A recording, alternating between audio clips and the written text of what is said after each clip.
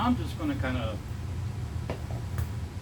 talk on this video, so I could probably stray, because what I'm going to talk about encompasses at least 50 years of my life. It could be longer, but I do know that I have a pretty good idea of when it possibly or probably started. I do know that it has affected me for at least that long. It started around about 4 years old.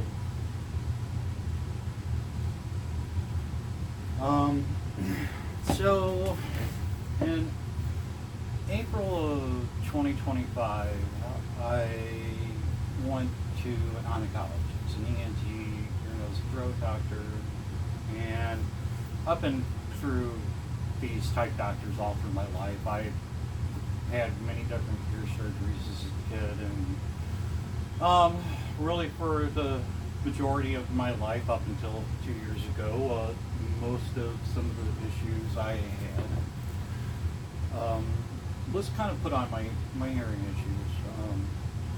I had a mastoidectomy, and they had to remove the inner ear on my right side. So they basically cut my ear mostly off, folded it over, took out my mastoid bone from my skull, removed my inner ear, and I have a man-made eardrum. That happened when I was around about 17, 18 years old. So ever since I was a kid, let's put it this way. Basically, 2 years ago, I kind of found disclosure on a lot of my life's issues, a lot of my personal issues, a lot of how and why people viewed me the way they do. You know, understandably. But it's been a hard pill to swallow. So basically, what I found out is I have a condition called Superior Canal Dehiscence Syndrome, short for SCDS. Again, SCDS for short.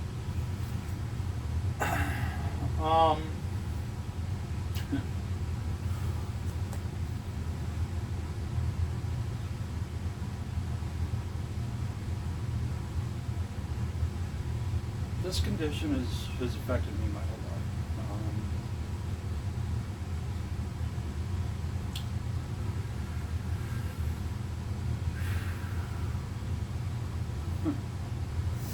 Tried making a video several weeks ago, and I just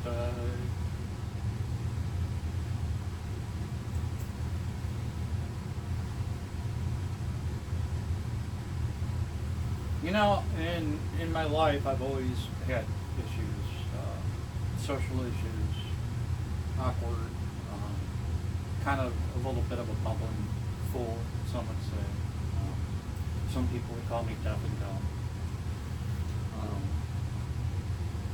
It's affected my life since I was a child. I was abused by family, by friends, by society as a whole. You know, before internet, I had nowhere to go. And, you know, it was funny. Couldn't go home because I was always getting in trouble.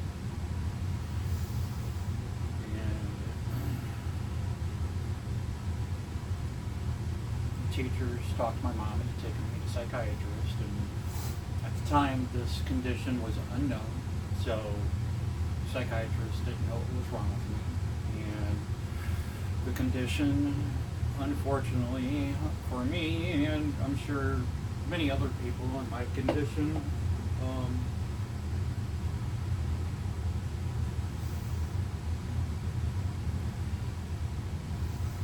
unfortunately they didn't know about this, and it mimics a lot of different psychiatric symptoms and conditions. Everything from ADHD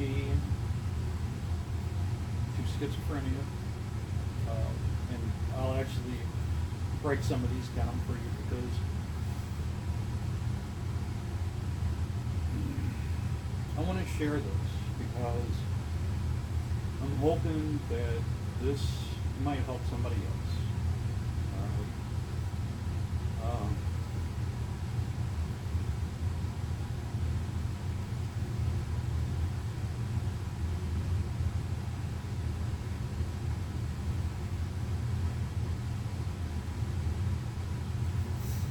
So unfortunately, well, you get disclosure, but at the same time, you kind of get a little bit of a backing. So,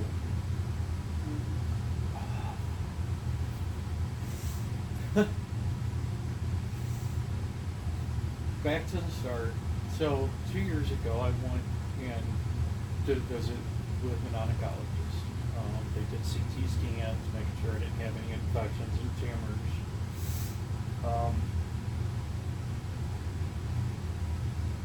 Go back a couple of weeks later, get evaluated, and we have to go over the CT scan.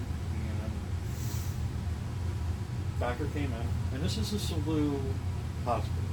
Okay, this is through SLU, so this isn't some, podunk town doctor, nothing against them, but this is, highly regarded specialist in this field.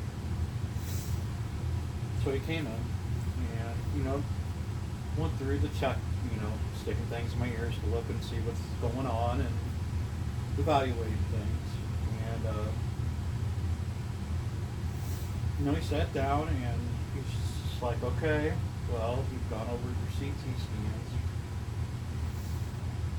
And you have this really rare condition called Superior Canal Dehiscence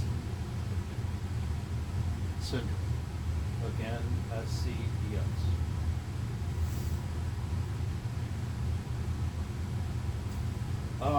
If you want to learn more about this, or if you're curious, John Hopkins has got things on YouTube for this.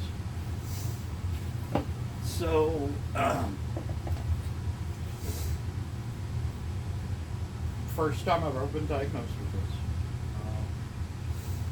Never even heard of it. I just knew I had some odd symptoms.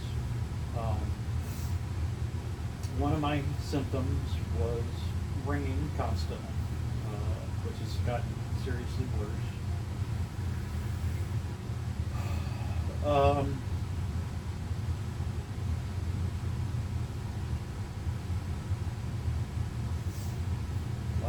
Wow. Another is, I get real bad vertigo spins from certain sounds. Also, certain sounds will trigger eye twitching. I know it sounds crazy. I know. And even some people on a possibly serious level can possibly trigger visual effects. Some people I've talked to that have the eye twitching and ear ringing situation have brought up seeing colors, which I have had a few moments where certain sounds seem like they would send like flashes of color. So I'm not for sure if it's just affecting how the eyes are seeing things optically or if it's affecting a different part of the brain. I don't know. I don't usually bring that up because, well, I mean, the eye twitching thing's bad enough when you're trying to talk to people or even explain it to them. I mean, hell, I was sitting there saying it to the doctor going, God, I'm going to go to this psych ward,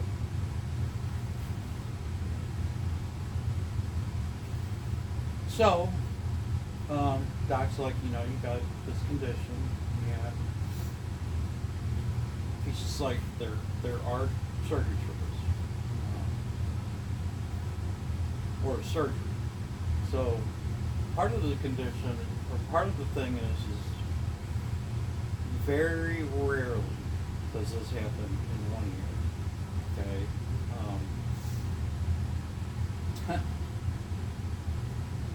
You know, it kind of just goes along with everything in my life. You know, I got to be the extra special one here, and it's in both of mine. Um, so he sat down and was just like, you know, because of the ear surgery that I described a little bit ago to you, and because it's in both of my ears, he had to really talk to some of his guys. Okay, this wasn't something that he jumped in to say we're going to do surgery. He was just like, there's a lot more to your situation.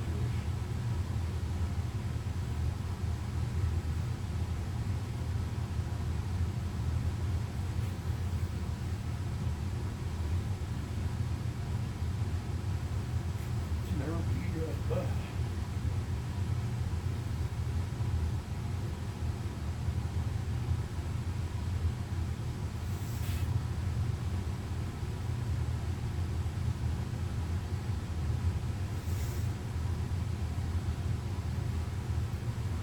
Never be special on something good, you know. It's always got to be some crazy shit for me. So he was just like, you know, try to minimize loud sounds, which by the time I've gone to him, I've pretty much quit watching TV, being around just sound changes like sirens, gunshots, screaming, kids crying, dogs barking. You know, not only just on TV, but in real life. Set up my condition and make the ringing even louder and worse.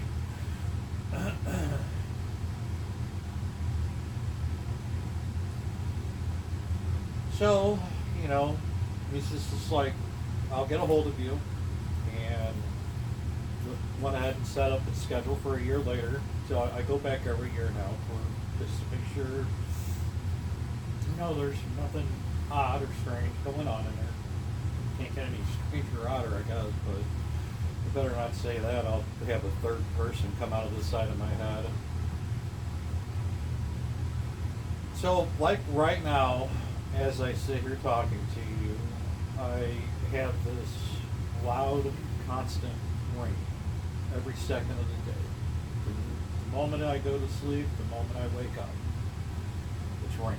When I wake up in the middle of the night, it's a lot of times either because of my hearing or because of my back issues that I happened to unfortunately get 6 years ago.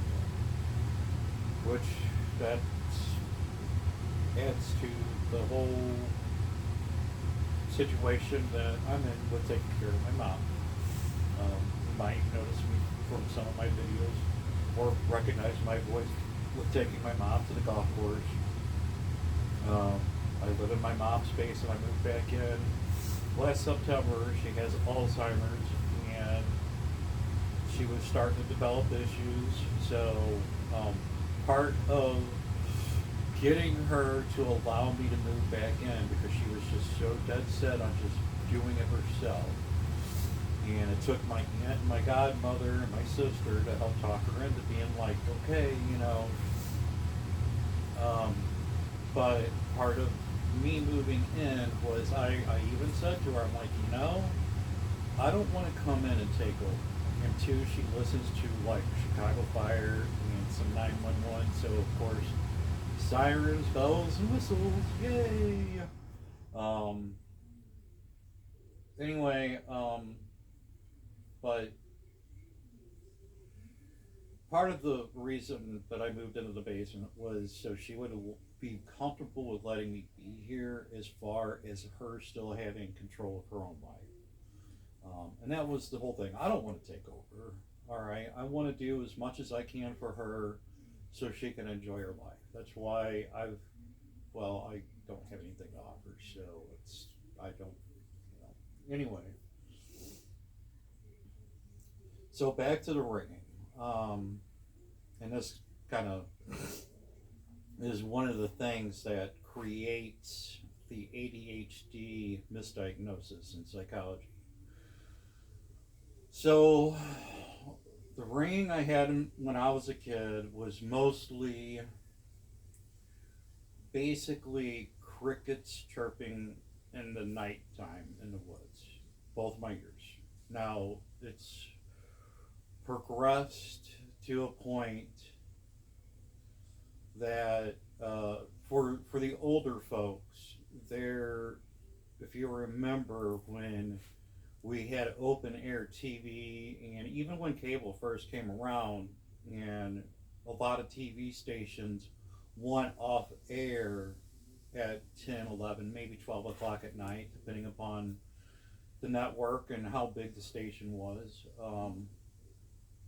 And at the end of the broadcast, they would have those, different colored bars and stuff come up on the screen, and they would have this real loud, constant tone. Okay? And you can actually look that up on YouTube if you want to get an idea. On my phone, and I'll try to hook a link to this that I found.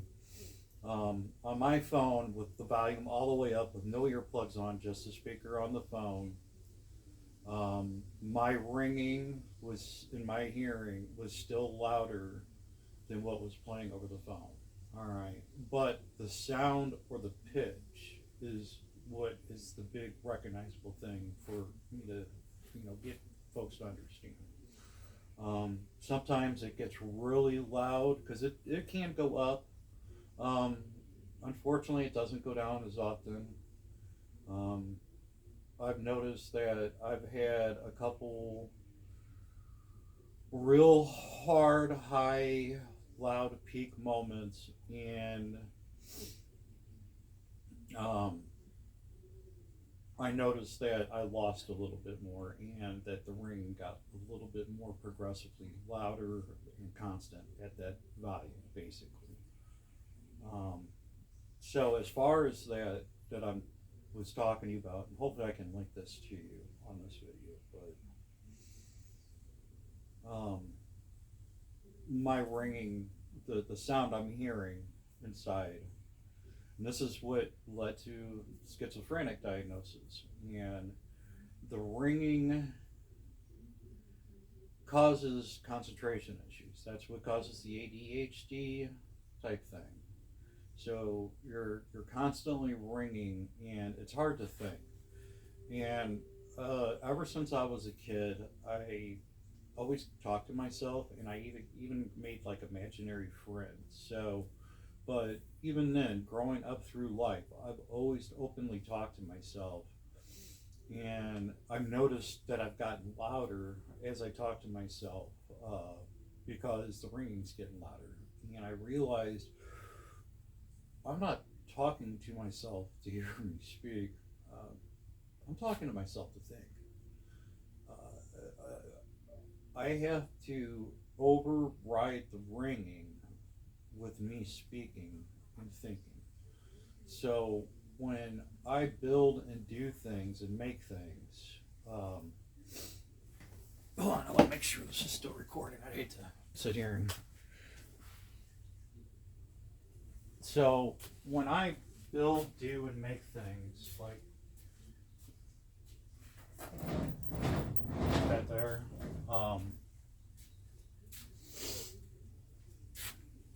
I do a lot of talking to myself. That's how I kind of troubleshoot. As a kid, I was very isolated. Didn't have a lot of friends. Now I've pushed everybody away from me. I don't have anything to offer anymore, and I'm probably most likely going to lose my hearing to this ringing. So, well, let's get back to the doctor. Like I said, my last video, I was all over the place. I'm just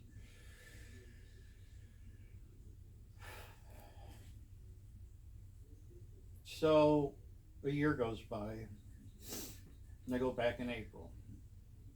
I think really I just don't want to talk about this part.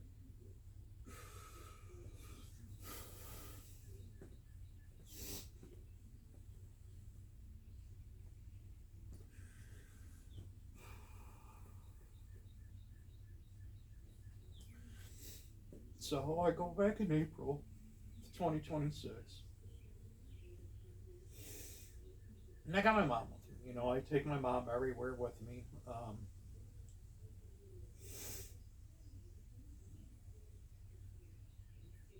You know, my mom doesn't understand really what's going on.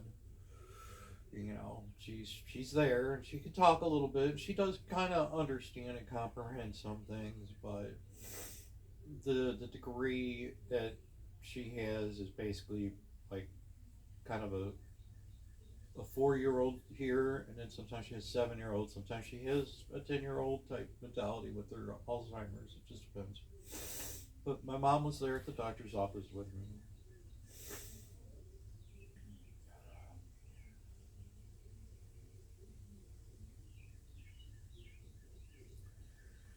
You know, nurse does her thing, blood pressure and stuff, and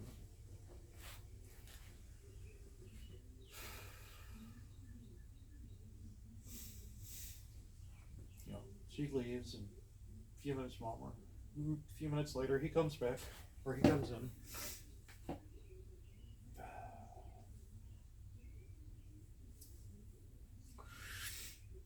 goes through the checkup, you know, puts a little cone thing in my ear.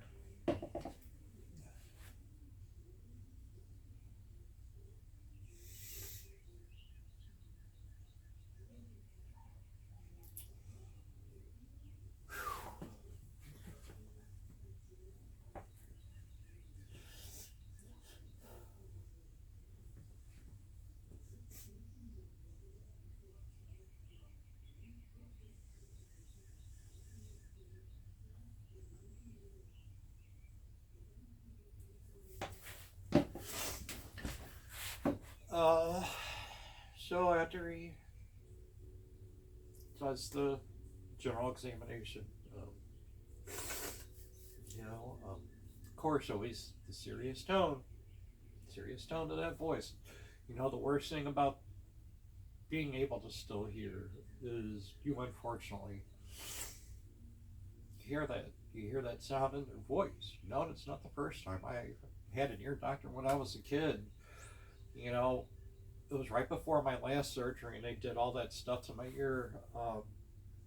He was in there checking me out. I had an ear infection again, probably one of my 100th ear infections in that ear. Anyway, like doctors back in the day used to do, you know, a lot of the adults did. You know, they would ask kids, you know, what are you going to be when you get older? What are you thinking about doing? Do you want to go to school?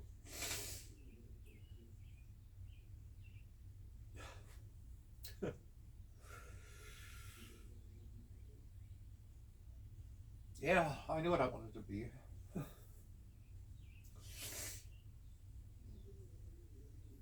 I knew I wanted to be. I had it planned out.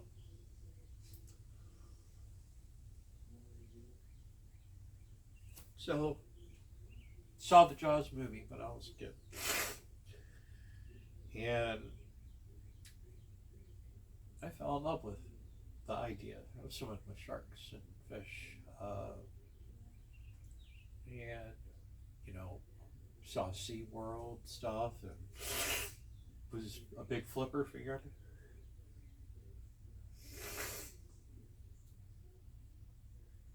I gotta understand I'm 54, so I'm talking the old TV show Flipper, not the movie.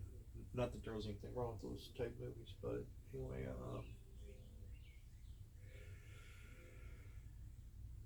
yeah, unfortunately, the sound of their voice is always the same. You know, I remember telling them, it's like, I'm going to be a marine biologist. I'm going to sign up to be in the Navy, or I'm going to sign up to go in the Air Force, and hopefully I get stationed on a coastal area, and I could go to a marine biology school.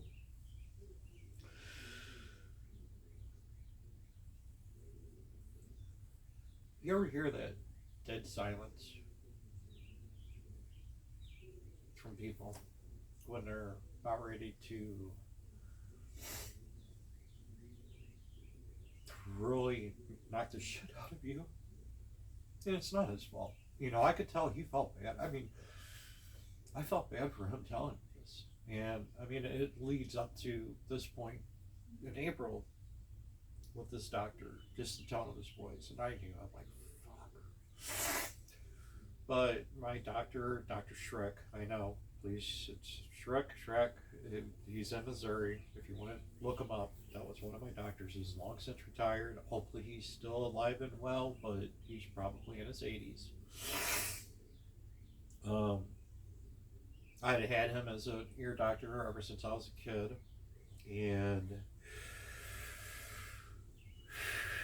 just that dead silence, and just the clearing of his throat.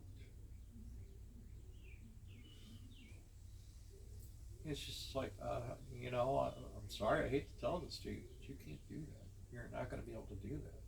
And he wasn't even just talking about the military, he was talking about the job, the career.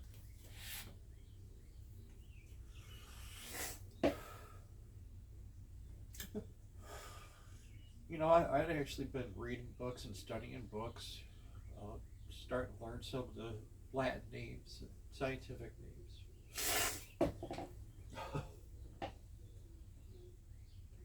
What do you do? You know, he's 15 years old. 15. I was sitting there looking, I was thinking I had 4 years to go. I was held back. That's another issue that this caused us a lot of educational issues for me. This is a big ball of, it's an onion of just layers of shit.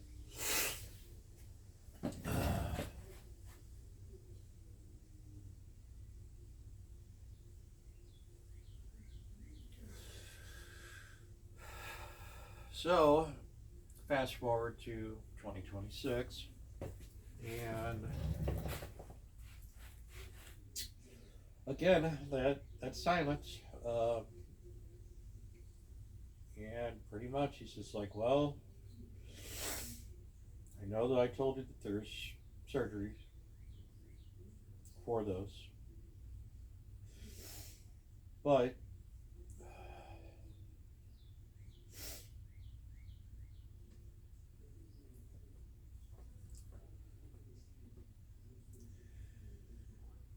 because of all the damage that has been done to my hearing in the surgeries I've had already, especially this one, not only did he refuse to do the surgery, you know when a doctor begs you to not do something, you're like, okay, you're pretty serious about this. It's not something that you just don't feel comfortable doing. It's something that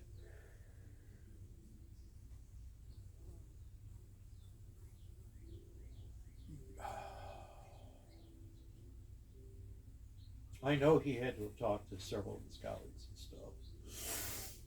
So I know this isn't just something that he easily came up with himself. Because he even said, he's just like, I've talked to some people, you know. So I don't know if it was necessarily colleagues. I mean, they could have been professors, could be somebody even more bigger specialist in this field.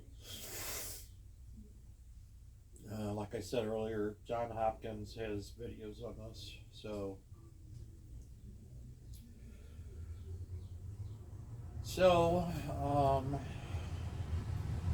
I now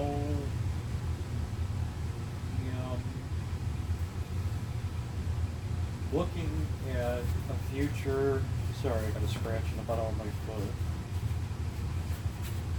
I am looking at a future of this getting worse.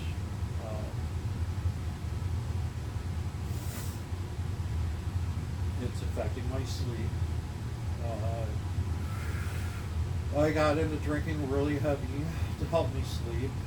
So I used to use fans and different forms of sound to help give me a different tone to take away or give me a break. So a lot of times I use like really fans, like big fans, like shop fans type, not the big round ones, but the ones that spin like this and not like that. The last basically 5 or 6 years, that's not covering it up anymore.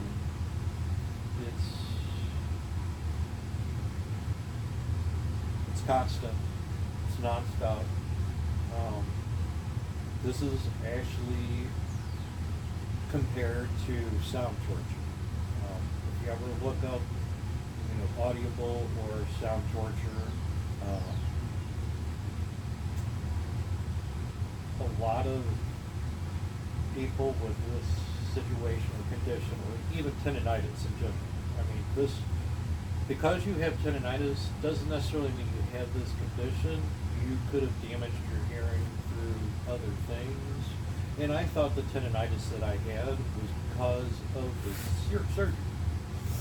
I just thought because it was getting worse, it was just age and shit just gets worse.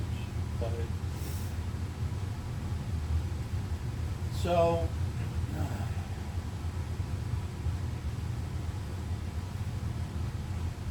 this has caused me, since I was a kid,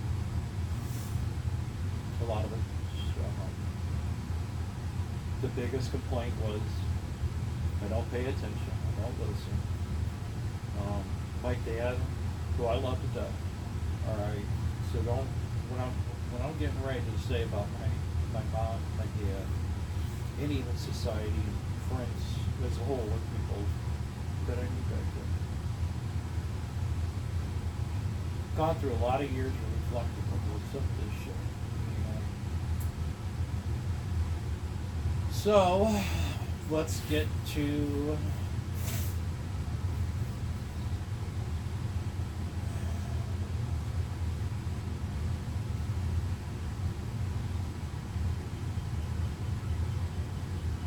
at a very young age, I was diagnosed with ADHD.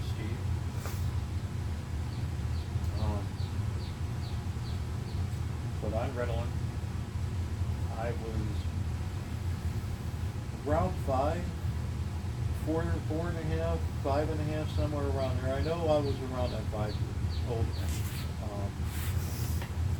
I think it came from my teachers, because I know that one of the big complaints was I don't listen, pay attention.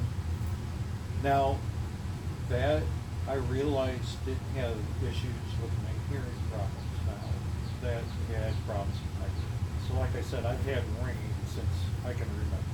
And one of the things, so this can be a genetic thing in some people. Very rare this is a genetic thing. They think a lot of times how people got it, and I think this is how I got it also, is if you experience a very severe head trauma. When I was 4, my sister's 3.5 years old, and my sister was in gymnastics and tap dance. Okay?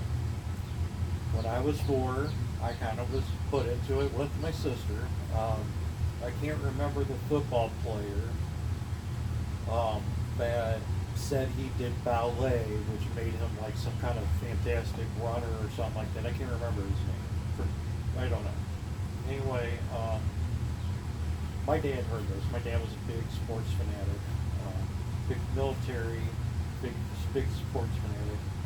My dad was very rough on me as a kid, especially when it came down to sports. My sister was by far better athlete than I was. She excelled really well in sports.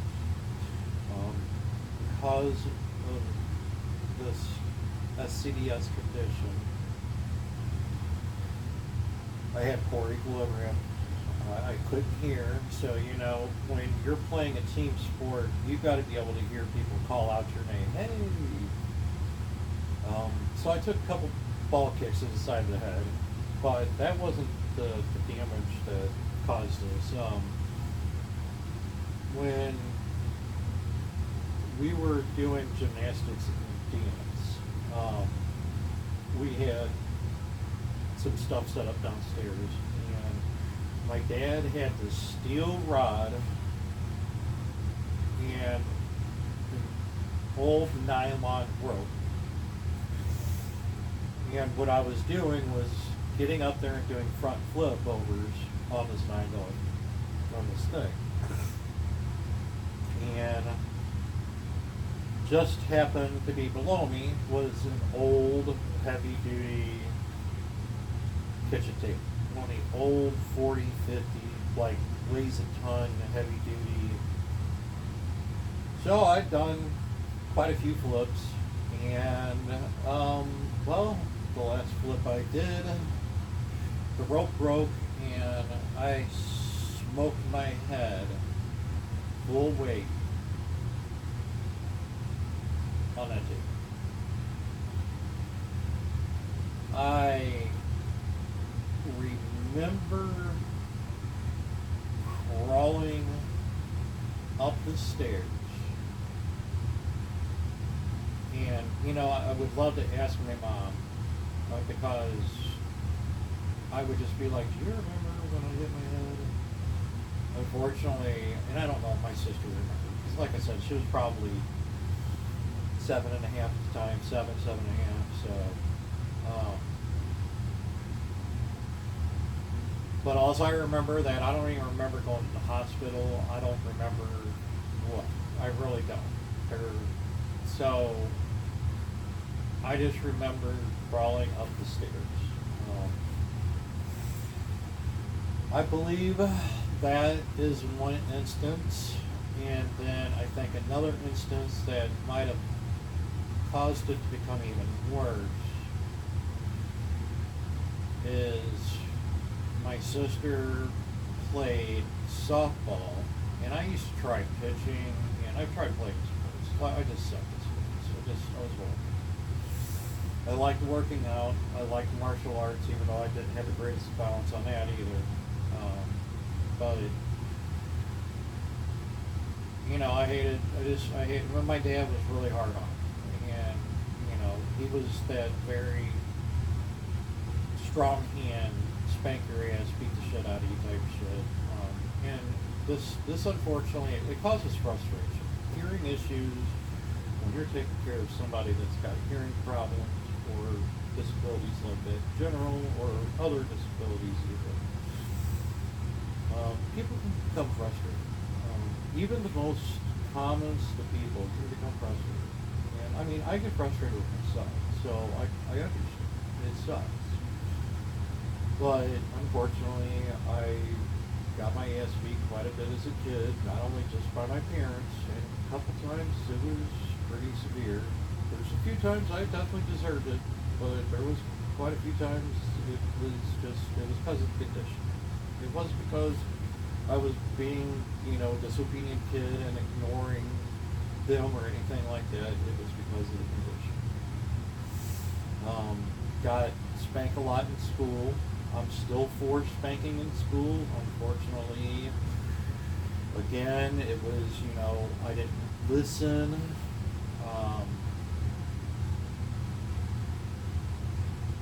I got put in special classes. I was put in what they called behavior disability classes back then. Now I think they're just disability courses. I don't even know what the hell they call it now. I gotta get up for a second. I gotta eat and check.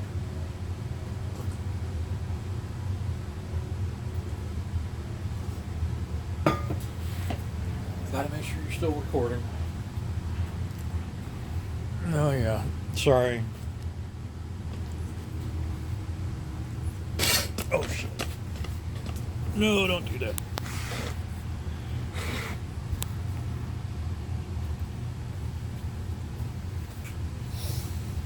So, oh, sorry, Tatum.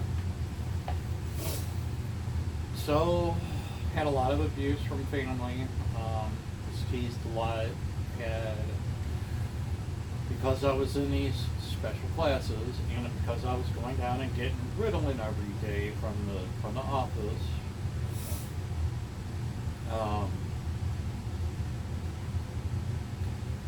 became a target for pretty much the whole school.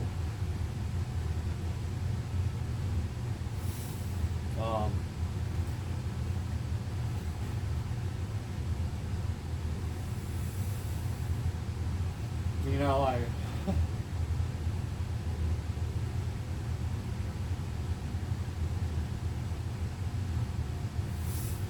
couldn't get away from it. You know, I mean, you'd go home, you'd be in trouble because of something at school. It had something to do with the hearing. You get your ass beat, or you get your ass beat at school by the teacher, or both. You get double dipped.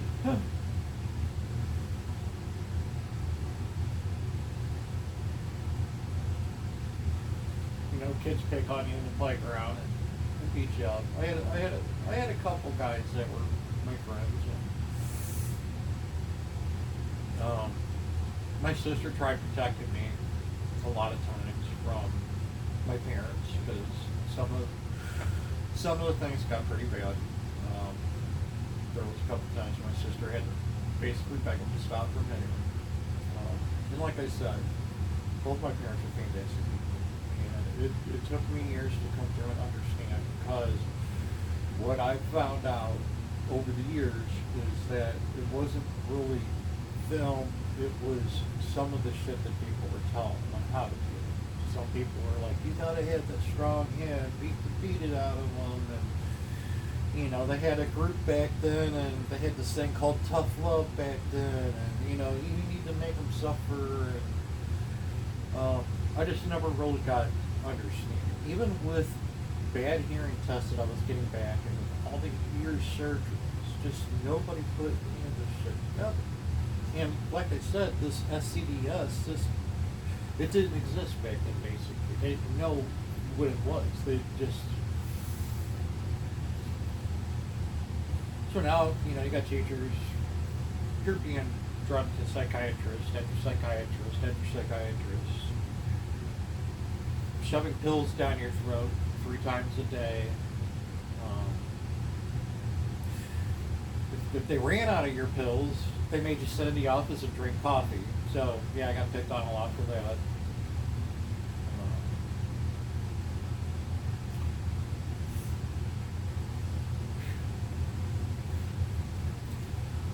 My dad was a Korean War drill sergeant during the Korean War. He didn't see combat, but he got sniped at a couple times. They were guarding communication towers. My dad worked in communications back then, and they were guarding communication towers, and a couple of the guys in his platoon got shot. Never said anything about if they died or not, hopefully not, but there was pretty much a specific time that they were seeing the sniper was doing things. So my dad made sure he took those post starts. This is one of those things that run in the family, by the way. I won't ask somebody to do something that I won't do. Yeah, I've always been that way. Yeah, it's just something my dad's instilled into us, my sister and me both. My dad would have been a career military guy, but he was denied being able to fly helicopters and planes. He was working on them, but they wouldn't let him fly because he was too short. They had a height standard at the time. I think they still do in some things. But anyway, he was in for I think around 7 years, and he quit. He got pissed off and quit because he even told me later on in life when we started getting along, because we did get along in the end. I love my dad to death. All right, but he regretted getting out, and my dad raised me. Um, I learned several different forms of fighting at a very young age. I learned Taekwondo. He taught me military hand-to-hand combat fighting. I learned some other different fighting skills from people that he knew. Because of how he raised me and trained me. So, I mean, he would wake me up I'd be 4 years old, 5 years old, and he would wake me up, and him and my sister would go running, and he would run, and I would, I'm 5 years old trying to keep up with an adult, and another kid that's, 3.5 years older than me. It's a lot, so he'd run me until I threw up or passed out, even when my sister didn't run. I was always kind of in a military training system, up at an early time, you only have so long to get food down type shit. It was just,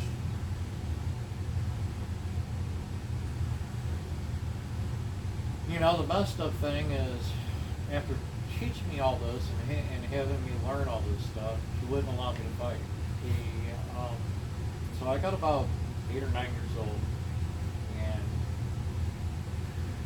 he saw me flip out on this kid that was, I think, about 12 or 13 in a sparring event at the Taekwondo. Jimmy Smothers Sr. was my instructor. So, I think kind of scared him because I was pretty much out for blood for this kid. It was pretty much my first sparring event, and anyway, so after the sparring event, my dad pretty much pulled me to the side and said, "I will beat you until you're dead if you ever get into a fight. I don't care if you started or not. If you get into a fight, win or lose, it don't matter. Don't matter. I could be trying to save a damsel, pretty much. He's just like, I don't care what it is. If you get into a fight, win or lose, started or not, I will beat you until you're dead." Okay, and considering my dad had already beat my ass a couple times to the point my sister had to beg him to stop,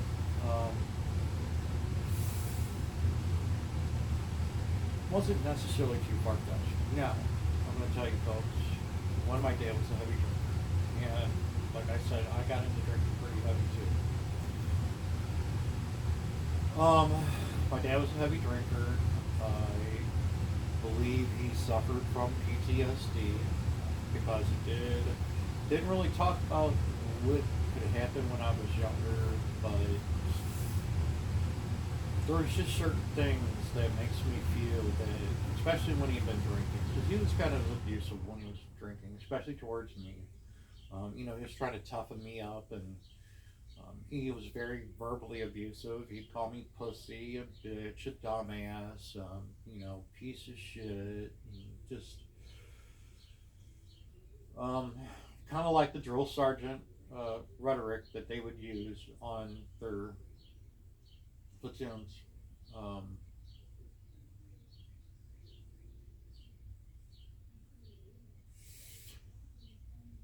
Unfortunately, my mom was not much better. My mom also was abusive. There was a couple times my sister had to stop that from happening. And again, they're dealing with frustrations, and they're dealing with people trying to give them advice on what to do. And I'm not just talking about family or friends.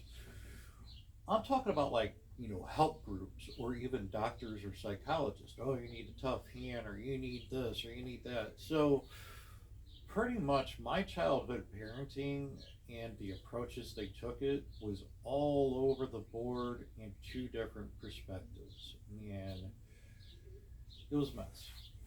Now, again, I blame a lot of this on my dad's PTSD and my hearing and the frustrations that it causes. Um, Psychiatry.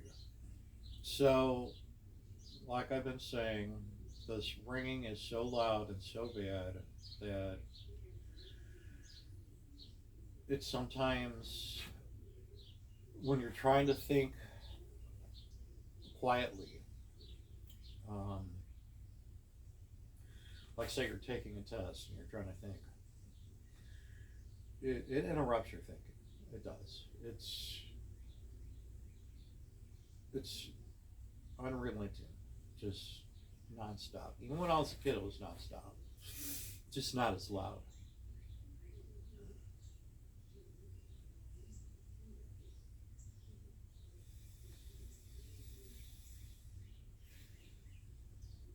You know, I had a guy that I grew up with down the street. I mean, literally, we were born a little less than a month and a half apart. Um, he was popular. He was really good at sports. Um,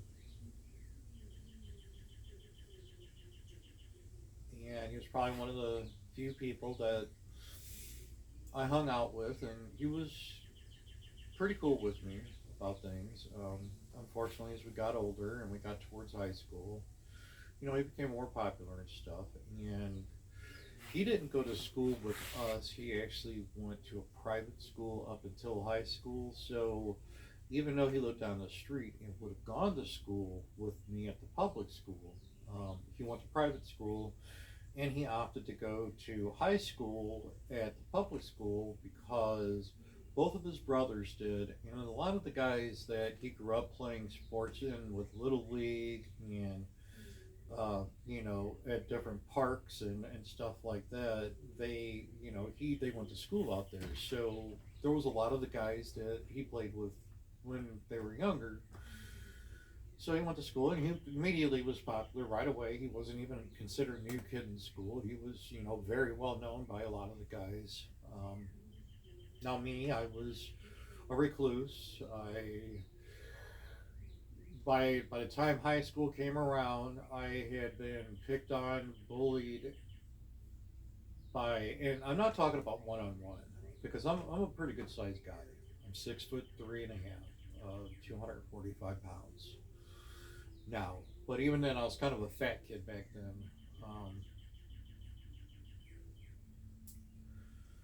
A lot of times I was ganged up on, uh, three, four, five people. Um, they pushed me down, kicked me, stomped me.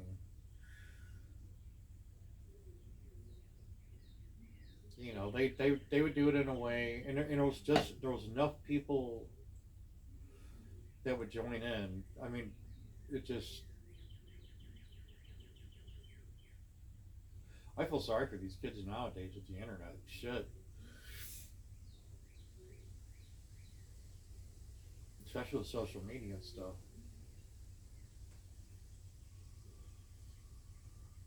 So, um, mom's taking me to psychologist, to psychologist, to psychologist, being tested for this, being tested for that. Apparently, I have some kind of high IQ, whatever. Didn't ever do me any fucking good. Oh yeah, you got this really high IQ. Yeah, okay, whatever. Never did me any good.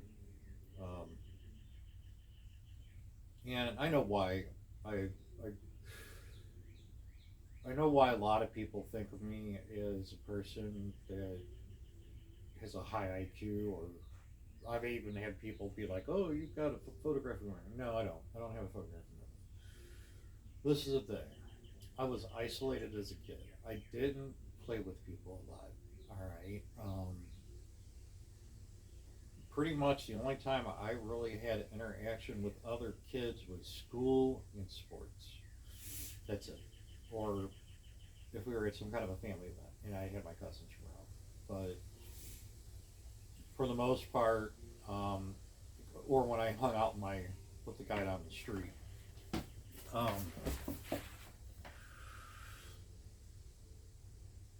so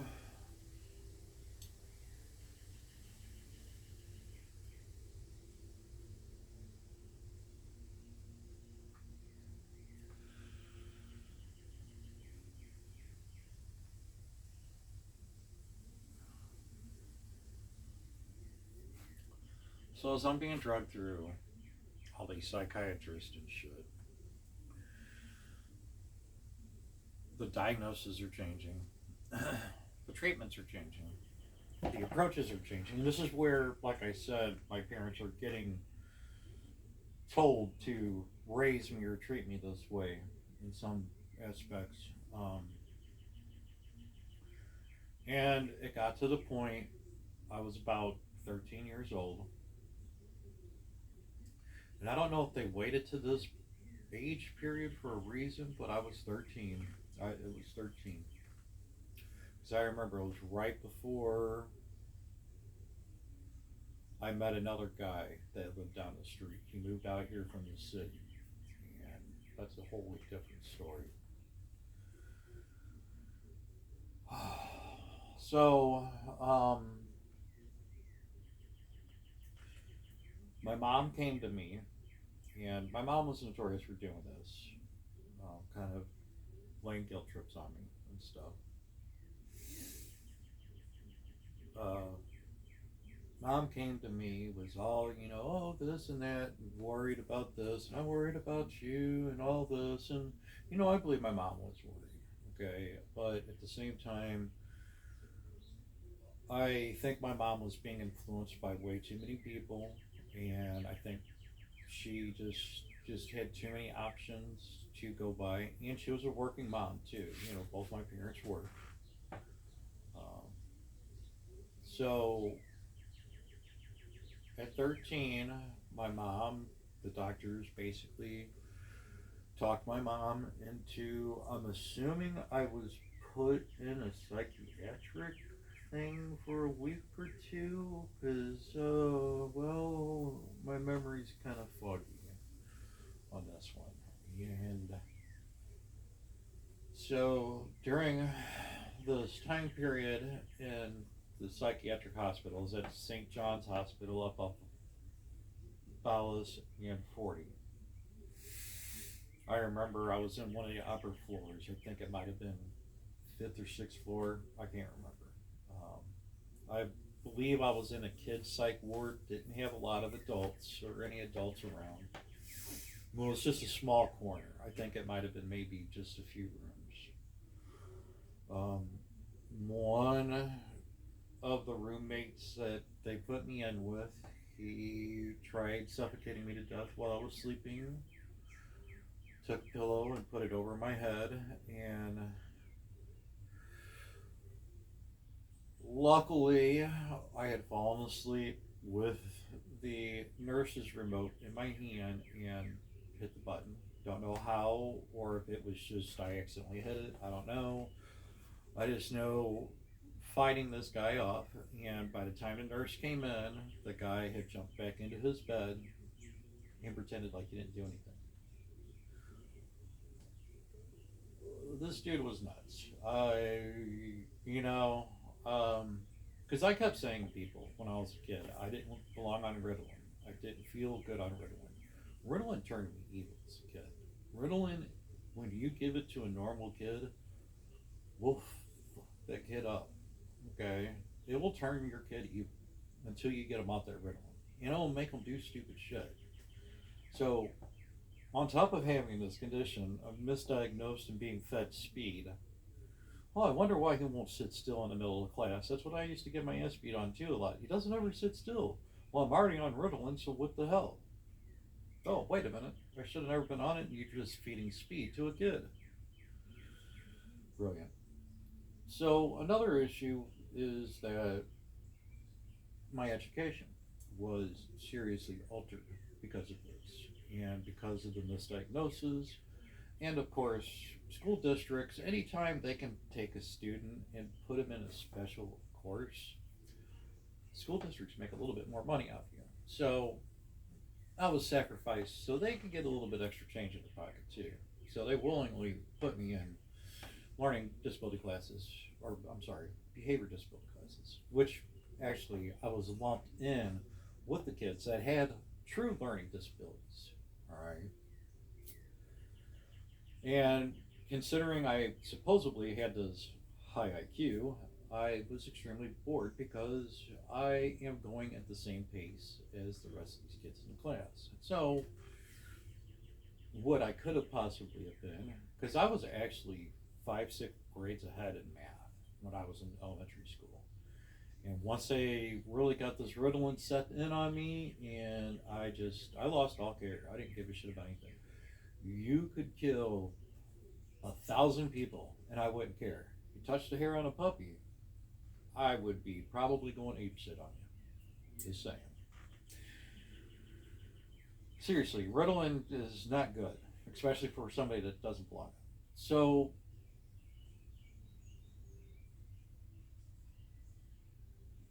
I'm in this hospital. This kid, attacked me and stuff, and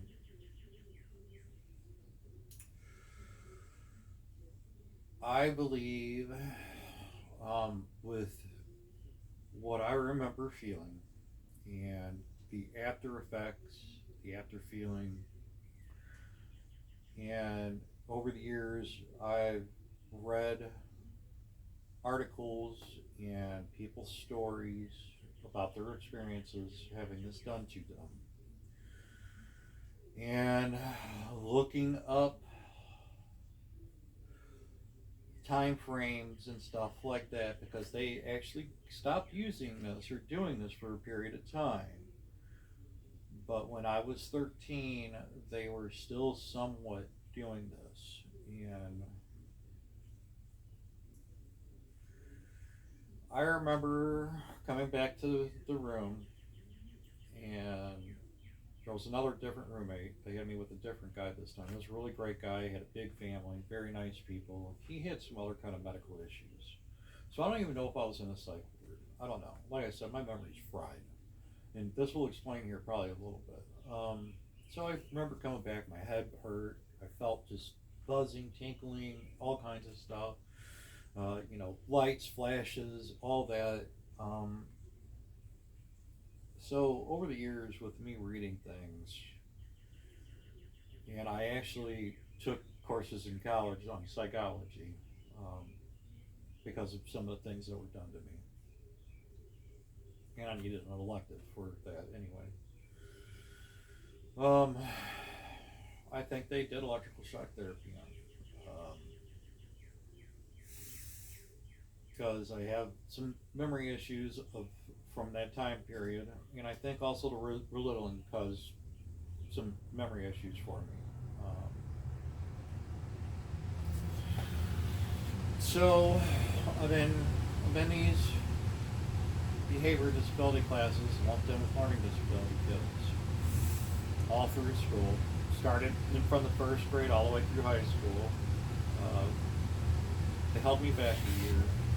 Got to the point I didn't do the homework anymore because I'm doing the same damn stuff year after year, because I'm working with learning, or I'm in with learning disability kids, and they got to reteach them the same damn math sometimes. So it hindered my education, and I got into trouble and missed some school and stuff, and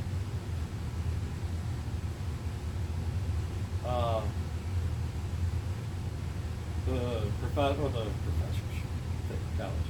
principals called me up. And they're like, "Well, you're going to be 21 before you graduate." And I looked down, I'm like, "No, I'm not. I'm going to quit school, get my GED, and I'm going to go straight to college." Now, this is after finding out I can't be a marine biologist. I'm still trying to figure out what I'm going to do for a living. I just had my big plan stripped away from me just a couple years before, and not sure.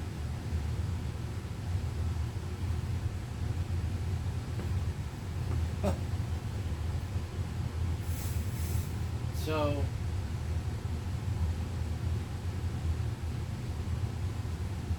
I'm tired. I'm sorry. I'm wore out. I'm tired.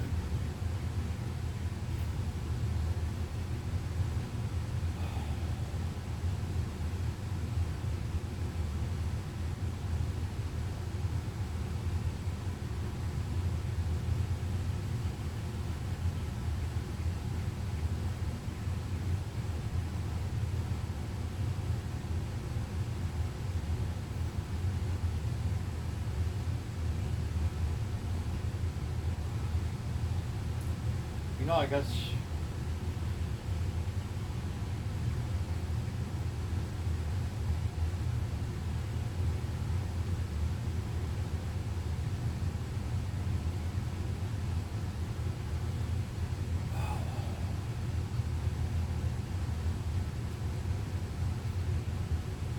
So now, going to college, quit high school, got my GED.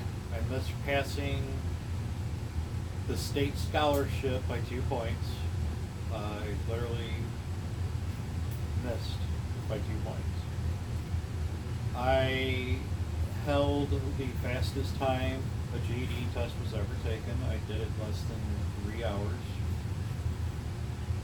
And just missed by 2 points. I remember taking my test up to the lady, and at the beginning of the test she's like, okay, it's going to take you 8 hours and I can't answer you any questions. And so I guess it was probably around about 2 hours and 50 minutes. I go walking up there. She's like, sir, it said at the beginning of this I can't answer questions. And I'm like, ma'am, I'm done. And literally, so you would be surprised at the sound pencils make, because there's certain sounds that I can hear really well. All right, it's messed up.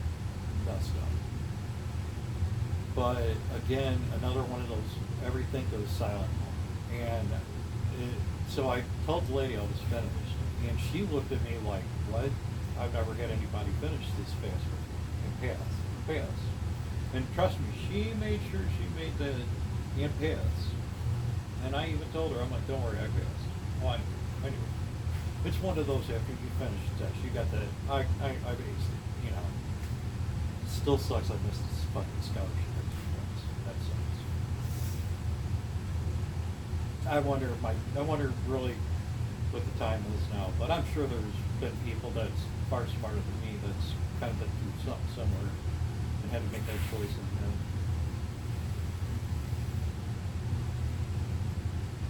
So I started going to college. First I kind of got into computer programming. I liked it. But I didn't like sitting behind a desk all day.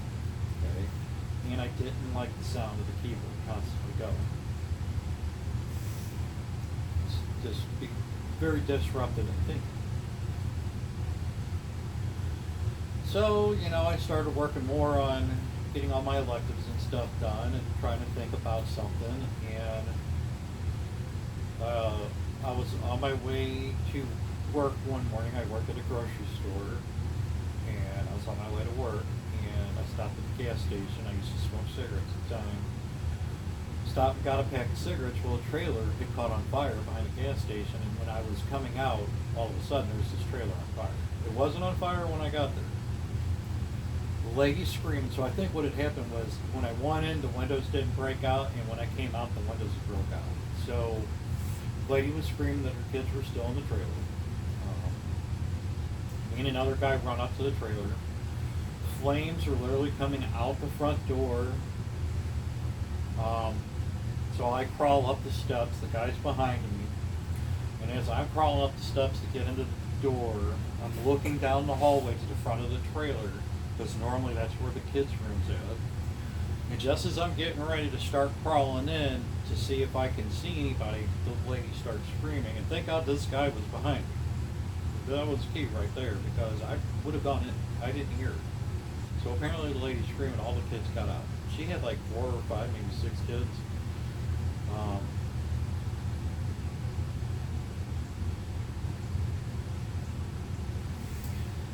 So I was just like, you know what? That was kind of cool. And I was just like, you know, I'd like to be a firefighter.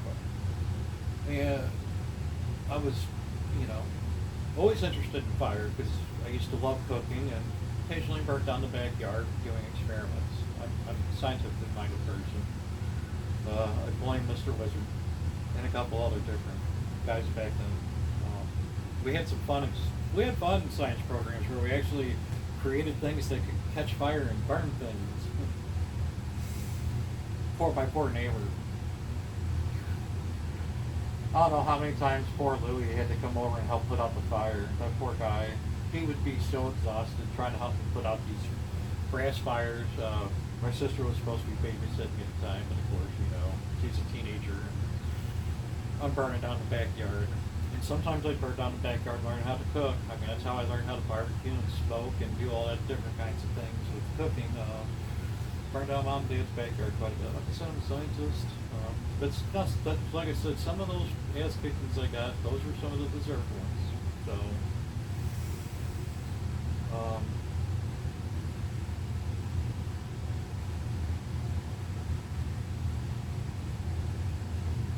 so I got into doing some of the firefighting programs. I signed up for emergency medical training courses and signed up for medical terminologies and stuff. So was doing really good. Definitely had my interest because my mom had worked at a local hospital, St. Joe's Hospital. My grandma worked there, my aunt worked there, so I have had a lot of medical background and was always visiting the hospitals and talking to doctors. And then on top of all my hearing issues and things done to me, I've had a lot of experiences. Plus I've had a lot of things besides that, you know, I've had quite an interesting life done with this body, unfortunately. Alright, anyway, so I was doing good in my EMT courses and did midterms, and about 2 weeks after midterms, we had another test, did that, was still doing good. One of the professors came up and he was just like, hey, can I ask you a question? And I'm like, yeah. He's just like, do you have time to help tutor guys? I'm like, well, I mean, I might. What are you thinking about here? You know? And it's like, well, I have a couple guys that their jobs are relying on them passing the class. Now, they didn't have to pass the state. All right, they didn't have to pass the state, but they just had to pass the class. And it's just like, do you think you can help? Because I mean, I was an ace in the class. And it's like, yeah, sure, you know. So I was meeting up with them during the day on Saturdays and go to one guy's house or another guy's house. It was about, yeah, it was about 6 weeks. Yeah, because it was 2 weeks after midterm, so it was after the 8-week time period. So yeah. So anyway, you know, I do this and stuff, and we do our midterms, and we come back to the class after midterms because we're still training to do statements too. And you know, he'd already graded the midterm, or not the midterms, I'm sorry, the finals. He came up and said, hey, both the guys passed the class, thank you very much, I appreciate it, blah, blah, blah.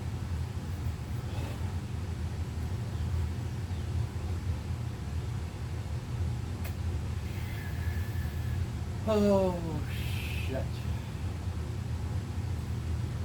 So, as he is sitting there,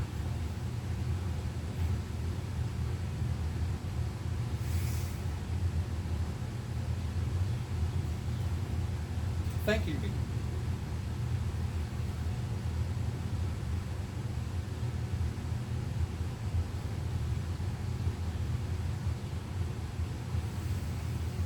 So as he's sitting here thanking me for helping these guys, I kept asking him to repeat himself.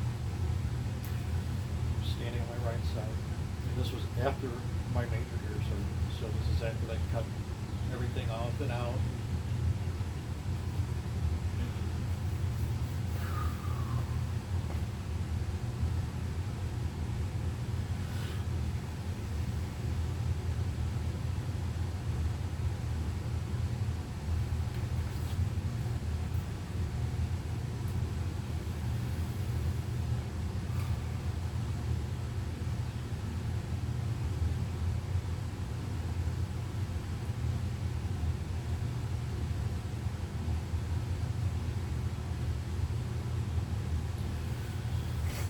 So I asked him to repeat himself several times, and he's just like, he looks at me real serious, he's like, you gotta hear this shit. And I'm like, yeah, you know, I just had this operation done, blah, blah. Fucking silence, man.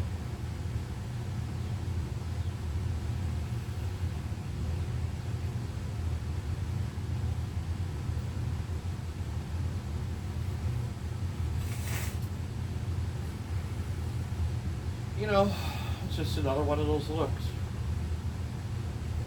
And you just, again, I feel sorry for, I can't remember his name, I wish I could remember. His name was Frank guy. I think his name was Dave, if I remember correctly. Really great professor. Anyway,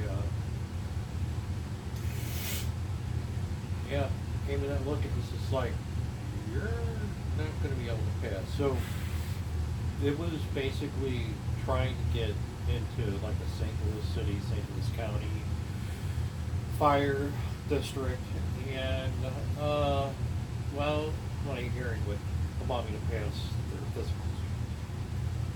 It was just like, well, you can volunteer, or you can, you know, work at a local fire department, or, you know, work out in the country and stuff, but, you know, you're not going to make a lot of money, and a lot of it's volunteer, and I mean, I realized, I'm like, you know, I've got to find a career. So as much as I'd like to volunteer and stuff, I still got to find a career. Now I got to start all over again.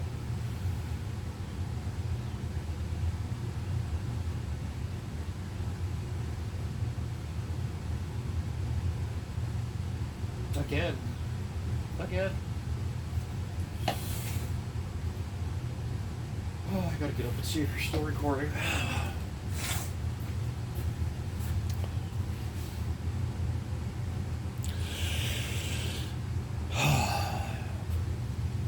We got 52 minutes left for College Stand, so hopefully I can help get this going.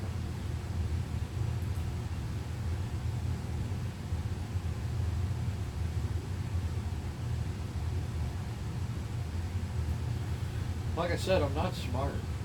I just had to keep changing.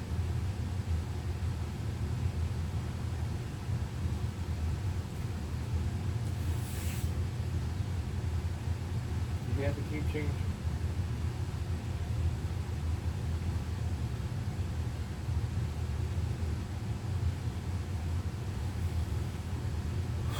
So, needless to say, that was extremely crushing. I didn't want to get into doing business. Like I said, I couldn't handle sitting there for long periods of time and couldn't handle typing. Communication was bad for me back then. It's horrible now, but it was still back then. I had a hard time communicating with people. My handwriting's horrible because I couldn't hear, and I'm writing as fast as I could, and my spelling and enunciation and pronunciation is horrible. I can speak a million different words, but you ask me to spell them sometimes, and I'm horrible.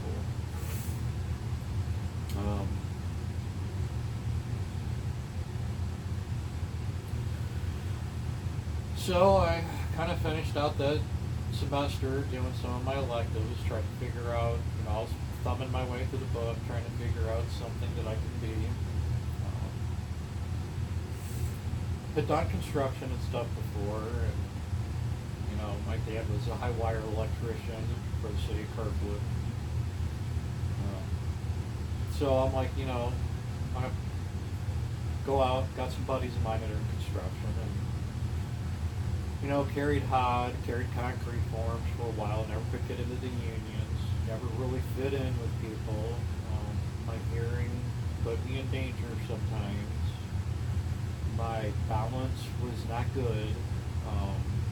So walking on the walls when you're doing concrete foundations, basements, and stuff like that, and you're walking on that narrow board, yeah, my equilibrium wasn't that great. So unfortunately, I was in and out of jobs. I either didn't fit in, people didn't want to deal with somebody with hearing issues, or I have other issues. I'm a big guy, and I'm very loud. So I easily intimidate people, or people think that I'm trying to be the center of attention because I'm so loud.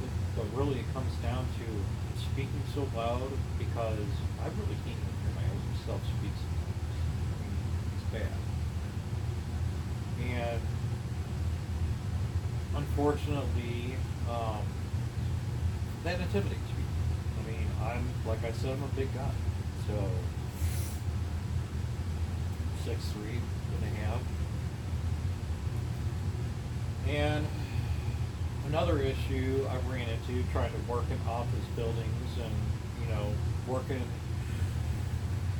working for retail and stuff like that, communication with the customers. Customers would complain that I don't pay attention or don't listen. People feel uncomfortable because I read lips, and this is a big thing that causes me a lot of problems. A lot of problems. I mean, a lot of problems. I have gotten into fist fights over this. I've been fired because of this. And I understand. I really do. Okay, when you have somebody staring you down essentially, okay, even though I'm looking at your lips and reading your lips, when you have somebody staring you down, okay, especially, some of us hillbilly people like we are, I've gotten into fights. People would be like, for you looking at it. Sometimes I would be listening to a female speak, and of course would be staring very strongly at her because, I've got like a laser eye look on her mouth. Boyfriends, you're staring at my girl, you're staring my girl down. I've been fired from jobs because people complain that I make them feel uncomfortable and that I stare at them. And even though I sit there and say, I've got hearing problems, I read lips, understandably, they're like, we can't take a chance, blah, blah, blah. So,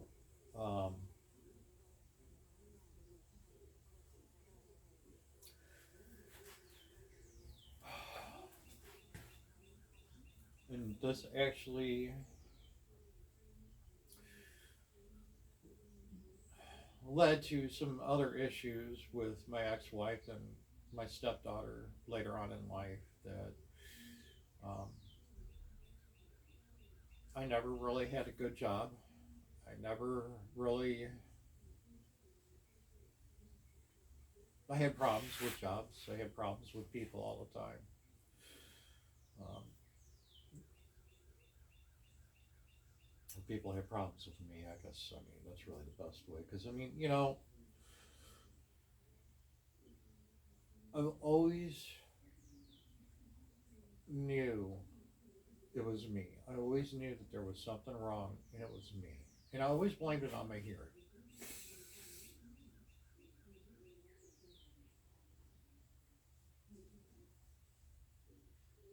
But even it wasn't even really the hearing. It's it was this condition. And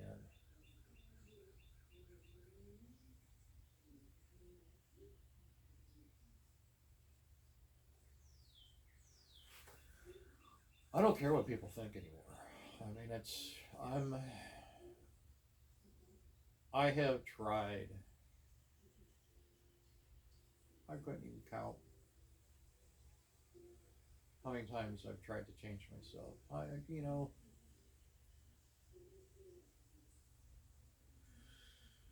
how many times I've tried to fit in. How many,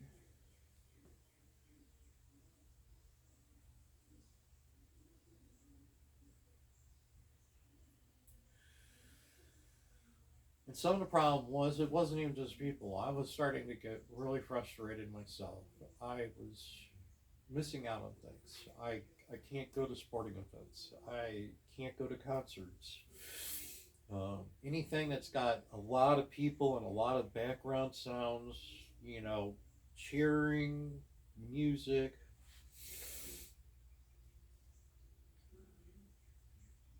You know, people used to always make fun of me because I'd always sing the wrong lyrics. I mean, sometimes they were pretty funny, though. I'll have to say that.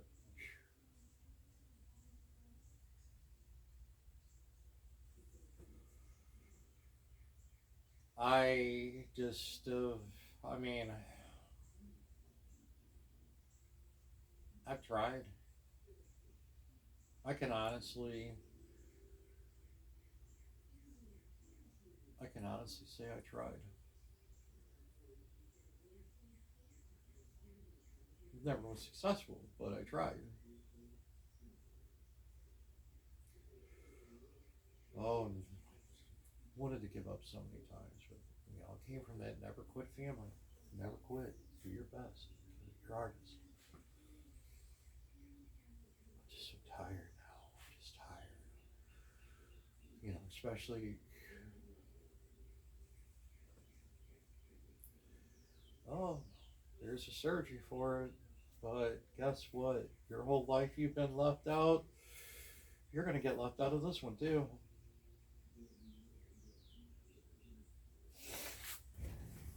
Can't even. I've had my hearing used against me in a lot of ways. People knew that I had hearing issues, and they would manipulate the situation and using my hearing as an excuse. Cost me jobs, cost me friends, cost me family. Um, I've been an easy target for people uh, because of my hearing problems, and you know, I've been called the big deaf dumb guy quite a few times in my lifetime. You know, this is the thing: is I am a big guy. I am a trained fighter, and you have people constantly talking shit to you, treating you like shit. I've even had people want to start fights with me, and it's it's one of those things that I have to be very careful because of the training I've gotten. God, I wish I would have gotten in the military. I wish I could have gotten in the military. Oh my God, I would have just loved to have the opportunity to at least try.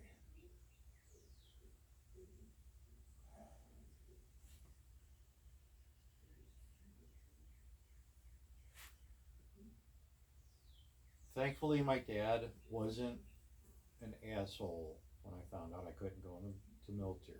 Um, a lot of things kind of had started changing around that time period with how the military was being addressed and ran, and he didn't like how things were starting to change. So actually, in some odd way, he was kind of glad that I didn't get in. Um, I still would have loved to have gone in. I would have loved the other opportunity. You know, and I sit there and I think about the pensions and stuff that I know people that get that have been in the military for, you know, 15, 20, however many years, and you know they get pensions and stuff, and just the honor and respect of serving your country and your fellow countrymen, and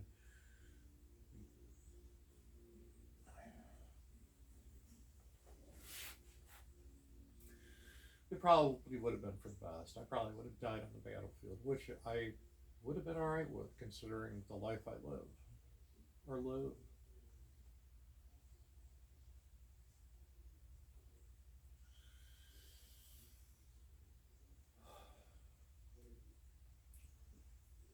So I bounced around from a lot of jobs for many, many years after trying to be an emergency medical firefighting.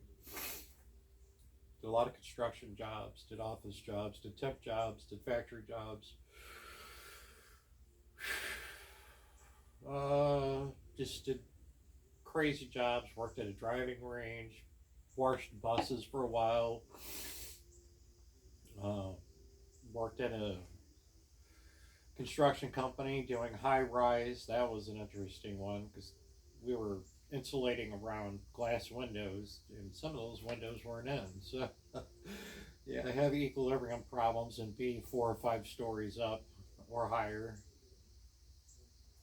I enjoyed the job though, even though it was insulation and a little bit itchy sometimes. The adrenaline rush was fun. Um, I actually did some freehand cliff climbing when I was a kid. Didn't get into big things or anything. Probably at the most, I mean, high enough to really mess me up and kill me if I fell. But yeah, I did that. I started doing some extreme stuff. Sometimes I still get pretty extreme about putting myself in situations as far as danger. I'm not as much because I got my mom now, but before I got to the point that I'm like, you know what? So for many years, I bounced back and forth. I'd say about 5, 6 years, and then I think it was 1997 or '98. I ended up at Peewee Farms Golf Course off of Lewis Road here in Missouri. Um, Won in and applied, got the job. There was a guy running it named Ray. Don't remember his name. I think he sells chemicals now. He was considered a growing superintendent. So I got started. Never worked at a golf course before, and never worked for a lawn care service really or anything like that actually. Um,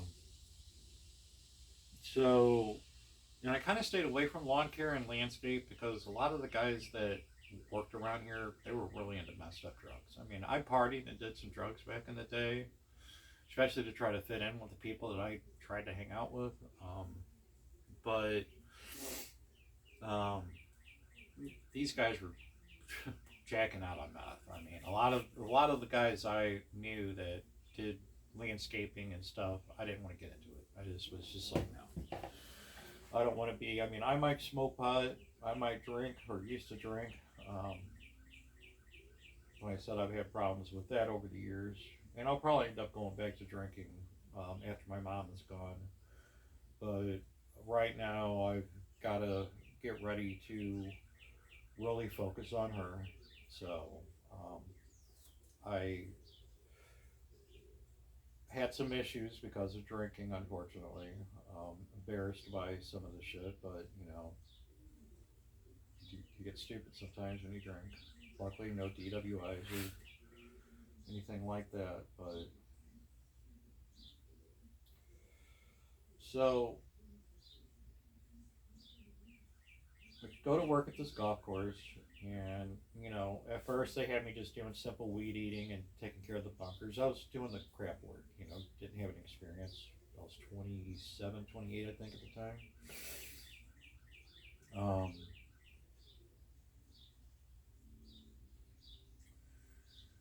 and they had an irrigation leak. And one morning I walked in, and the guy realized I had a pretty good understanding of things. I've done construction work, worked on many different things, worked as a cleanup labor on a construction job site, and helped many different trades like carpenters and plumbers and drywall guys and electricians. So I got to see a lot of things and learn things from these guys because they either didn't have helpers or they needed somebody to help them. And so, I'd get volunteered a lot of times as a cleanup labor, which was cool. I got to learn a lot of the different stuff, especially the finished carpentry. That was pretty interesting. I mean, I learned a lot of stuff throughout my years. All right. I mean, it wasn't all for nothing, but at the same time, it never accumulated to anything that gave me any intrinsic value. I'm worth nothing. I'm worthless. So, fell in love with it. There was apparently an irrigation leak, and they pretty much threw the tools with me and said, "Here." And I'm like, "I never worked on this before." And they're like, "Well, figure it out. This is the map on where to turn off the valves." And and the thing is, I knew how to read blueprints and stuff. I kind of just understood them somehow. I mean, they're pretty easy, but you know. So I figured out how to turn the valves off, and this was before internet. This is before you can go and okay, how do I fix an irrigation leak? Before YouTube or anything was even thought of. Matter of fact, I think dial-up was just starting to be really a big thing.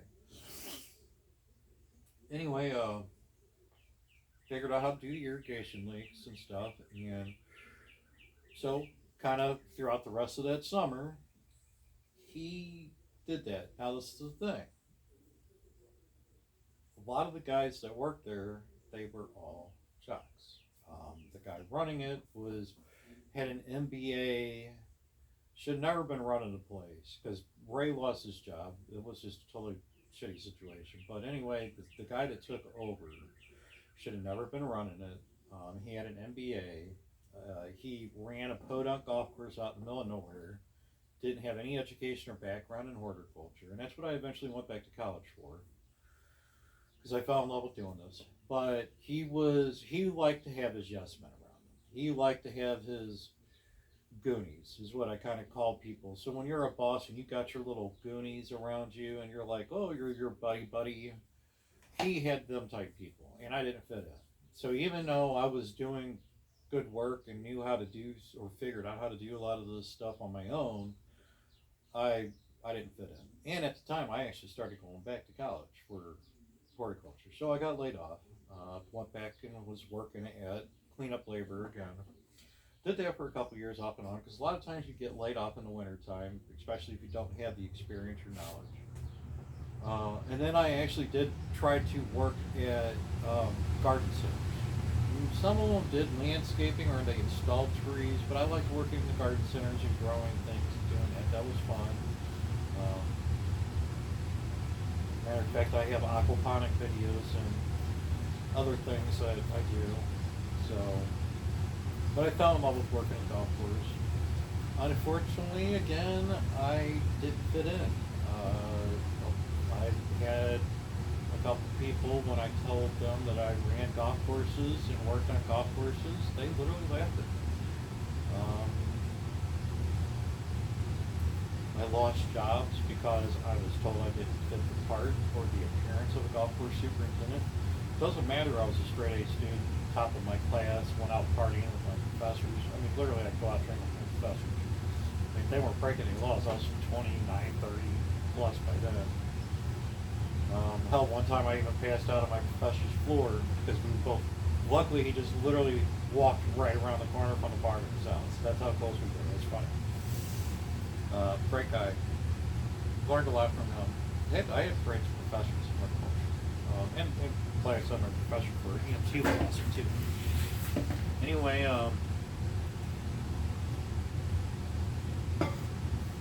fell in love. Now the guy laid me off, like I said. And now the thing is because of my array of education and reading and all the things that I've done throughout my life, I developed a very interesting perspective and understanding that I'm really good at problem solving and inventing things and creating things and doing things like that. I like puzzles. Come at me with a problem, I like to solve it. I think it's another reason why I like working or would have loved being a paramedic firefighter. And I like protecting people. I'm a big guy, and it always hurts me because people have called me a creep, people have called me odd, strange, awkward, disturbing. So, been very kind of hurtful because I've always been judged by my cover and because of my hearing issues, because I've got to stare at people's faces. It becomes kind of, you know, a repetitive broken record for me. I hear it all the time. Oh, we got to let you go. You're making people uncomfortable. Or, you know, I've literally had people say to me, just me standing in a room, not saying a word, just standing, is intimidating. How the hell can just be standing in a room be intimidating? Seriously. I'm not like 6'7". I'm not freaking Andre the Giant, you know, honestly. I mean, hell, Eddie Hall is slightly shorter than me by a half inch, but weighs 100 pounds more than me. You know? And people love him. I mean, I love him too. He's a good guy, but I don't know. But, I mean, but it comes down to I can't hear, I can't communicate. You know, I've been called an animal before, and to be honest with you, I'm going to be 100% honest with you. I really can't stand you fucking humans. Alright? Because of all these years of abuse and shit, I can't trust anybody. Matter of fact, I'm going through some really bad trust issues with my sister. Unfortunately. Won't get into details on that, but it's something that has plagued me my whole life. I've had people use my hearing against me. My hearing's affected everything from working to making money to socializing, everything. So,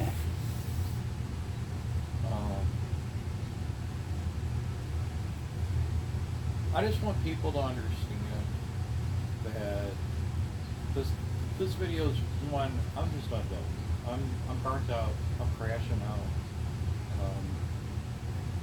I've gotta keep focus on my mom and help her enjoy the rest of her life and make sure that she's happy till the end. You know, she's protected and safe till the end. I promised my dad made me swear. This is like, and this is before I even got hurt with my back. So let me actually talk about this.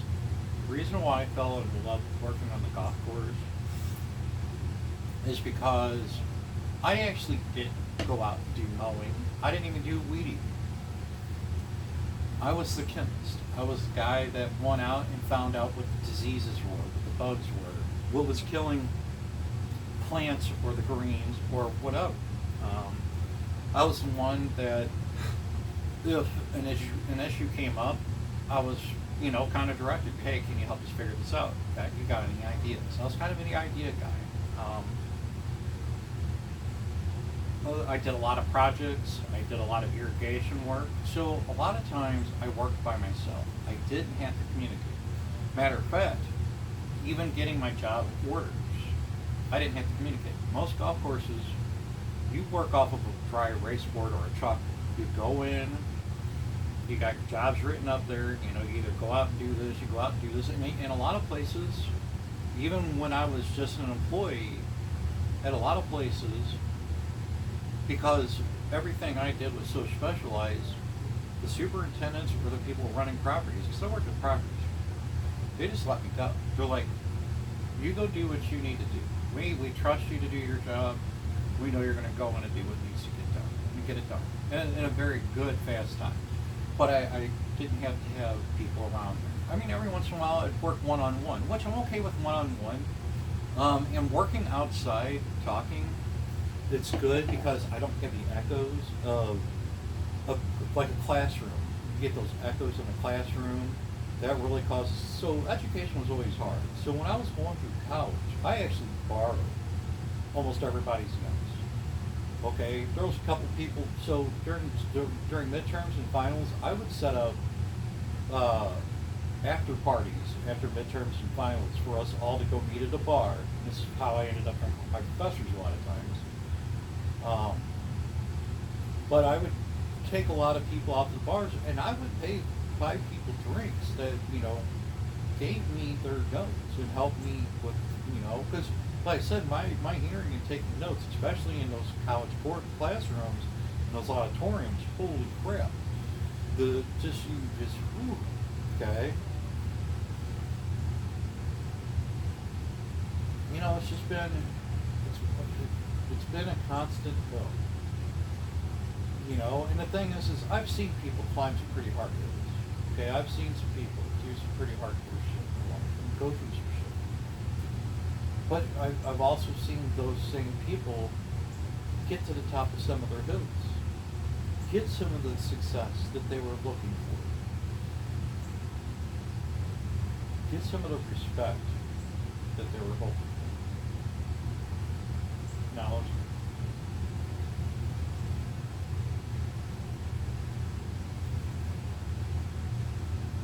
you know, and I'm happy for people. Okay.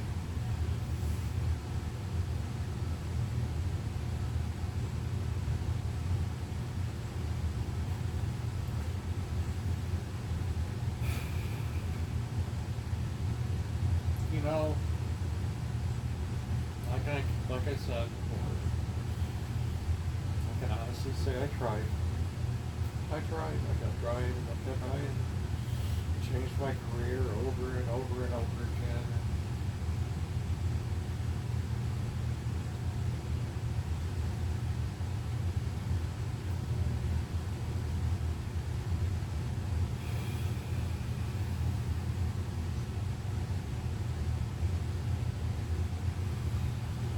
So unfortunately, after the doctor gave me this diagnosis this past April, I've been going down a really bad spiral. Got into drinking real heavy, stuff like that.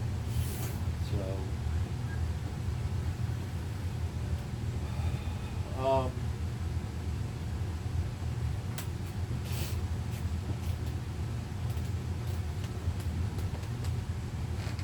I'm grateful that my mom has the people that she has. It makes taking care of and watching after my mom a lot easier. My mom has come to rely on me more and more on things, and which I'm happy. That was one of my big concerns. I was worried that, you know, there was going to be issues, but it's turning out to be even better on things.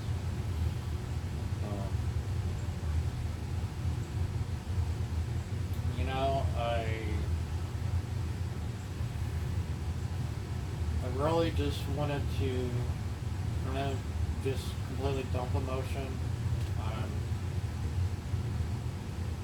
screwed, really. Hopefully this gets to somebody, even if it's just one person, it helps them to recognize or diagnose this situation, and hopefully they can get the surgery, and it'll save them a lifetime of shit. Okay.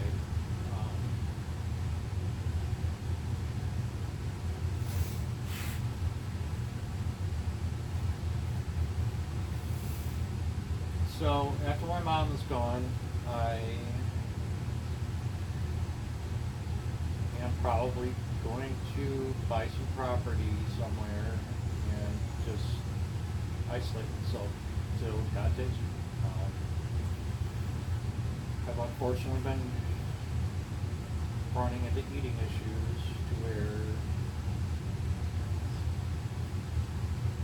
I've gone over a week without food. I'll drink some coffee, and I'll drink my lemon juice and water, but I'm trying to force myself to eat, but I think just I don't know. I just want to make sure that she's taken care of.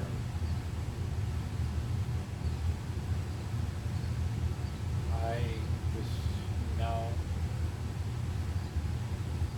I watched my grandparents, like both my grandmas in homes.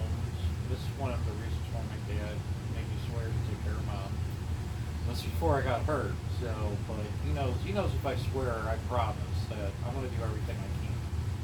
And considering I got hurt a couple of years ago, took me out of working completely.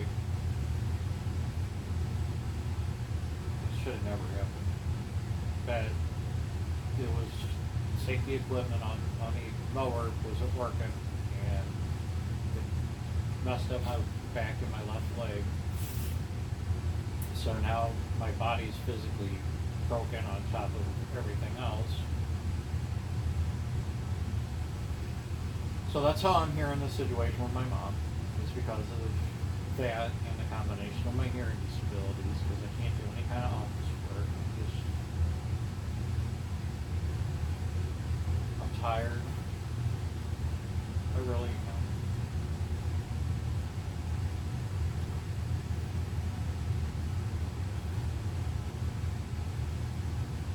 I'm definitely glad that my mom is still able to play golf, which does give me a lot of enjoyment watching her play golf, so it helps me out a little bit. It encourages me to keep trying, keep trying.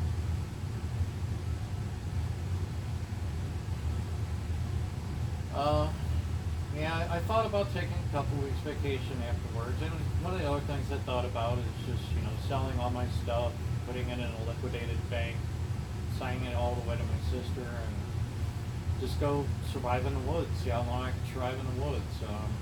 I don't want to be around people anymore. And it's nothing against the people at my mom's golf course. I mean, like I said, these folks are great and everything, but I don't want to do it anymore. I'm done with society, because society's been done with me for a long time, and I've been rejected throughout my whole life. So, yeah, after Mom, it's going to be interesting. I'm not for sure what's going to happen. But,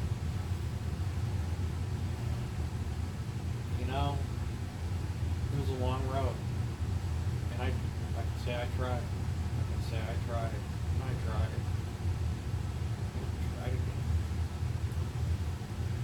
Just, do me a favor, folks.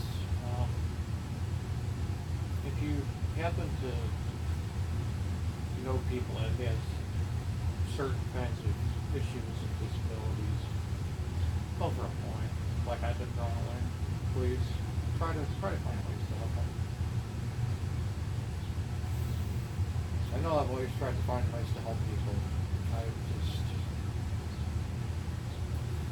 I'm not a perfect person, I'm not the best person, and I've definitely done my wrongs in life, but I can say I tried. I can honestly say I tried. So just remember, if you have any issues like your eyeballs bouncing, if you have really bad loud ringing, if you have equilibrium balance problems, if you have real bad spinning issues, sounds disturb you or causes issues, if you got insurance, or if you don't, got the money to do it, go to an oncologist and have them do a CT scan on you, and possibly look for this. Okay, it's Superior Canal Dehiscence Syndrome, SCDS for short. Just remember that. If you watch this thing through, I'm sorry, didn't mean to waste your time. Hopefully you learned something from this.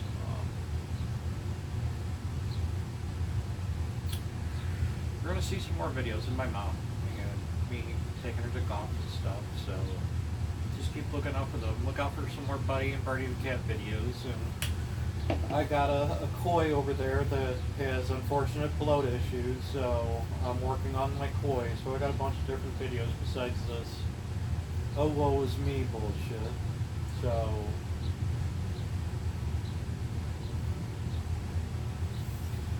I appreciate your time, and don't worry about subscribing. Don't worry about liking. I'm not here for this. I'm just here to share different things on how to take care of Alzheimer's people, some of the science that I've done, and I kind of made this as a dump video, and maybe hopefully a video somebody might get something out of. So anyway, I'm going to cut it off now. I might do a live video one of these days, just to see if there's any questions I can't answer for some of you folks. But really, a lot of your answers will come from just Googling Superior Canal Dehiscence Syndrome, or DCS, or DCDS. Shit, I'm sorry. SCDS, Jesus. SCDS. God. Anyway, I've talked myself to exhaustion. The ringing's just starting to cause issues with me thinking, and I just need to just relax now. I need to go up and check on Mom. So, everybody do me a favor. Please be safe. Try to understand. I appreciate it. Appreciate your time.